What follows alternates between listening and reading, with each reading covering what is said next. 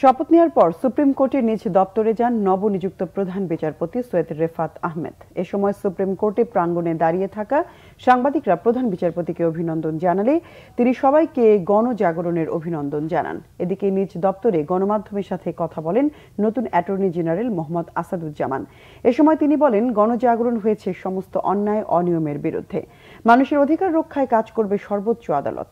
High court বিভাগও ঢেলে সাজানোর প্রয়োজন রয়েছে বলে জানান অ্যাটর্নি জেনারেল। জনগণকে সুবিচার দিতে অ্যাটর্নি জেনারেল অফিসকে সংস্কার করা প্রয়োজন উল্লেখ করে তিনি আরও বলেন, বিচার কার্যে রাজনৈতিক হস্তক্ষেপ বন্ধের পাশাপাশি বিচার বিভাগকে সিন্ডিকেট মুক্ত করা হবে। বর্তমান আইন উপদেষ্টা বিচার বিভাগকে ঢেলে সাজাবেন বলেও প্রত্যাশা তার। দ্বিতীয় মুক্তিযুদ্ধের চেতনা যেটা, সেই চেতনাটাই মুক্তিযুদ্ধটাই হয়েছে সমস্ত অনিয়ম, অবিচার, অনাচারের বিরুদ্ধে জনগণ রুখে দাঁড়িয়েছে, জনগণ জাগ্রত হয়েছে। একটা মাত্র সুপ্রিম কোর্ট বাংলাদেশে, হয় ভুরুঙ্গামারি থেকে অথবা তেঁতুলিয়া থেকে অথবা টেকনাফ থেকে বাংলাদেশের মানুষ একমাত্র সুপ্রিম কোর্টের দ্বারস্থ হন। বছরের পর বছর তাদের মামলা যেভাবে চলে, এভাবে চলা উচিত না। তাদের এদেশে ন্যায় বিচার পাওয়ার অধিকার আছে।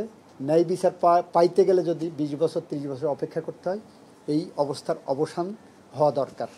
আমি আমার সময়ের মধ্যে আমার যদি কোনো সুযোগ থাকে এই লাইনে আমি কাজ করব। আপনারা সহযোগিতা করার থাকলে আপনারা একটা সুপারিশ দিতে পারেন।